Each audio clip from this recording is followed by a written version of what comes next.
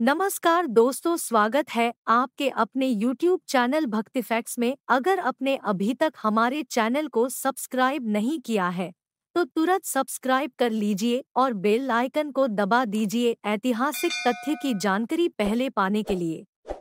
अयोध्या आगमन के बाद राम ने कई वर्षों तक अयोध्या का राजपाट संभाला और इसके बाद गुरु वशिष्ठ व ब्रह्मा ने उनको संसार से मुक्त हो जाने का आदेश दिया। एक घटना के बाद उन्होंने सरयू नदी में जल समाधि ले ली थी।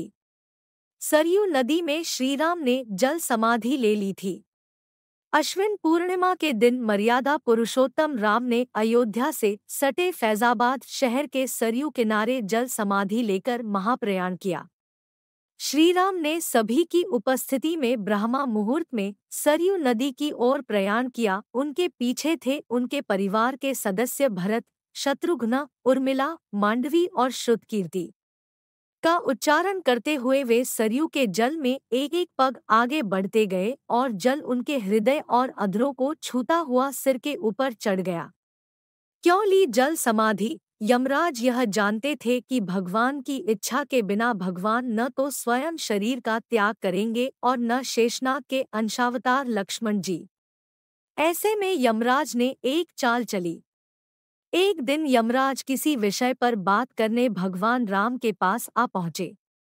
भगवान राम ने जब यमराज से आने का कारण पूछा तो यमराज ने कहा कि आपसे कुछ जरूरी बातें करनी है। भगवान राम यमराज को अपने कक्ष में ले गए। यमराज ने कहा कि मैं चाहता हूं कि जब तक मेरी और आपकी बात हो उस बीच कोई इस कक्ष में नहीं आए। यमराज ने अपनी बात को आगे बढ़ाते हुए कहा कि अगर कोई बीच में आ जाता है तो आप उसे मृत्युदंड देंगे। भगवान राम ने यमराज की बात मान ली और यह सोचकर कि लक्ष्मण उनके सबसे आज्ञाकारी हैं, इसलिए उन्होंने लक्ष्मण जी को पहरे पर बैठा दिया।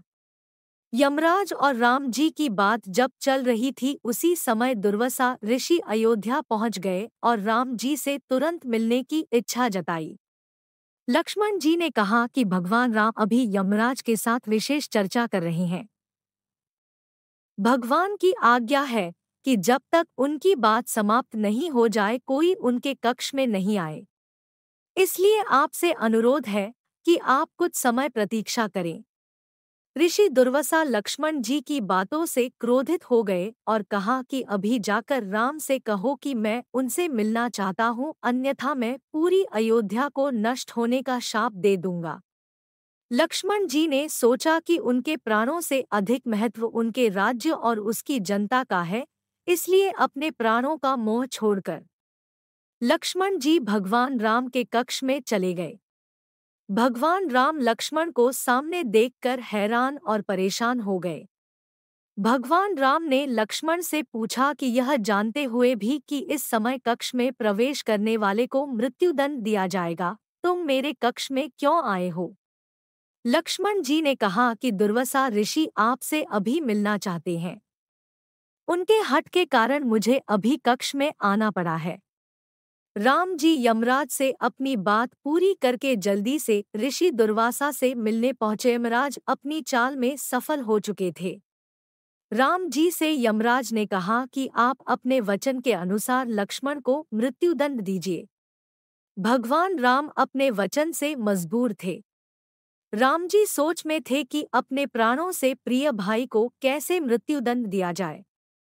राम जी ने अपने गुरु वशिष्ठ जी से इस विषय में बात की तो गुरु ने बताया कि अपनों का त्याग मृत्युदंड के समान ही होता है, इसलिए आप लक्ष्मण को अपने से दूर कर दीजिए, यह उनके लिए मृत्युदंड के बराबर ही सजा होगी।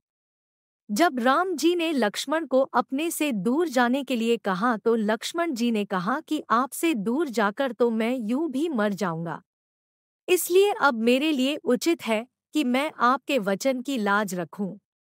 लक्ष्मण जी भगवान राम को प्रणाम करके राजमहल से चल पड़े और सरयू नदी में जाकर जल समाधि ले ली। इस तरह राम और लक्ष्मण दोनों ने अपने अपने वचनों और कर्तव्य का पालन किया।